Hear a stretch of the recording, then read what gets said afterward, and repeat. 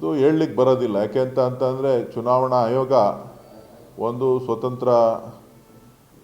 ಸ್ವತಂತ್ರವಾಗಿ ಕಾರ್ಯನಿರ್ವಹಿಸ್ತಕ್ಕಂಥದ್ದು.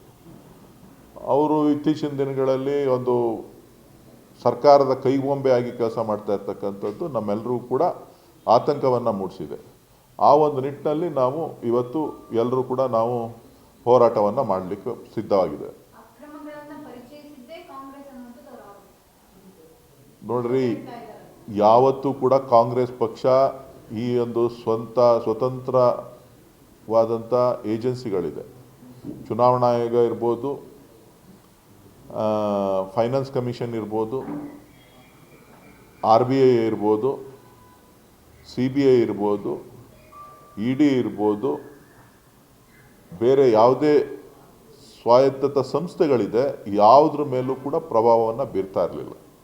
ಅದು ತನ್ನಿಚ್ಛೆಯಂತೆ ಕೆಲಸ ಮಾಡ್ತಾ ಇತ್ತು.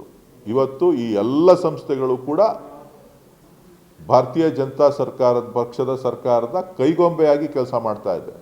ಅದು ಸುಪ್ರೀಂ ಕೋರ್ಟ್ ಕೂಡ ಅನೇಕ ಬಾರಿ ಹೇಳ್ತಾನೇ ಇದೆ, ಕೆಲವೊಂದು ಸಂಸ್ಥೆಗಳ ವಿರುದ್ಧ ಯಾರ್ಯಾರು ನೀವು ಕೈಗೊಂಬೆಯಾಗಿ ಕೆಲಸ ಮಾಡಬಾರ್ದು, ಹೈಕೋರ್ಟು ಸುಪ್ರೀಂ ಕೋರ್ಟು ಹೇಳ್ತಾನೇ ಇದೆ. ಸೊ ಈ ಒಂದು ನಿಟ್ಟಿನಲ್ಲಿ ಎಷ್ಟೇ ಬೈದರೂ ಕೂಡ ಸರ್ಕಾರಕ್ಕೆ ನಾಚಿಕೆ ಆಗೋದಿಲ್ಲ, ಮಾನ ಮರ್ಯಾದೆ ಇಲ್ಲ.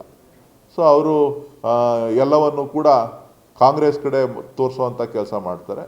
ಕಾಂಗ್ರೆಸ್ ಪಕ್ಷ ಅಧಿಕಾರಕ್ಕೋಸ್ಕರ ಕೆಲಸ ಮಾಡ್ತಾ ಇಲ್ಲ. ಈ ದೇಶದ ಹಿತ ಕಾಪಾಡಲಿಕ್ಕೆ, ಈ ದೇಶದಲ್ಲಿರ್ತಕ್ಕಂಥ ಪ್ರಜಾಪ್ರಭುತ್ವದಲ್ಲಿ ಮತದಾನ ಭಾಳ ದೊಡ್ಡ ಹಕ್ಕು.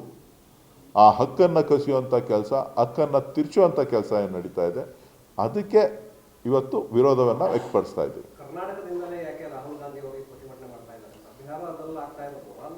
ಅಲ್ಲ, ಬೆಂಗಳೂರಿನಲ್ಲೂ ಕೂಡ ಇಂಥ ಪ್ರಕರಣಗಳು ಆಗಿದೆ ಅಂತಕ್ಕಂಥದ್ದು ನಾನು ಕೂಡ ಹಿಂದೆ, ತಮಗೆ ನೆನಪಿದೆಯೋ ಇಲ್ಲೋ ಗೊತ್ತಿಲ್ಲ, ಚುನಾವಣಾ ಆಯೋಗಕ್ಕೆ 2-3 ಬಾರಿ ದೂರನ್ನು ಕೊಟ್ಟಿದ್ದೇನೆ. ಅವರು ದೂರು ಕೊಟ್ಟರೂ ಕೂಡ ನಾನು ಕೇಂದ್ರ ಚುನಾವಣಾ ಆಯೋಗಕ್ಕೆ ಕೊಟ್ಟಿದ್ದೆ, ರಾಜ್ಯ ಚುನಾವಣಾ ಆಯೋಗಕ್ಕೆ ಕೊಟ್ಟಿದ್ದರೂ ಕೂಡ ಯಾವುದೇ ಸಂದರ್ಭದಲ್ಲೂ ಕೂಡ ಅವರು ತನಿಖೆ ಮಾಡಿ ಮನೆಗಳೇ ಇಲ್ಲ. ವೋಟ್ ಮಾತ್ರ 50-50, 25-50 ಅಲ್ಲಿ ಹೋದರೆ ಸಿಗೋದೇ ಇಲ್ಲ.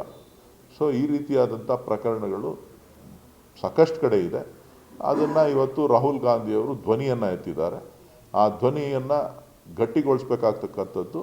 ಇಲ್ಲೇನು ಚುನಾವಣೆ ಇಲ್ಲ, ಆದರೆ ಮುಂದಕ್ಕೆ ಪ್ರಜಾಪ್ರಭುತ್ವ ಉಳಿಬೇಕಲ್ಲ.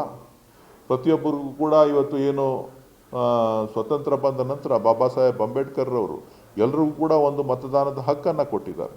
ಆ ಹಕ್ಕನ್ನು ಉಳಿಸ್ಬೇಕಾಗಿರುವಂಥದ್ದು ಒಂದು ವಿರೋಧ ಪಕ್ಷದ ನಾಯಕರಾಗಿ ರಾಹುಲ್ ಗಾಂಧಿಯವರ ಕರ್ತವ್ಯ. ಆ ಒಂದು ನಿಟ್ಟಿನಲ್ಲಿ ಹೋರಾಟವನ್ನು ಮಾಡ್ತಾ ಇದ್ದಾರೆ.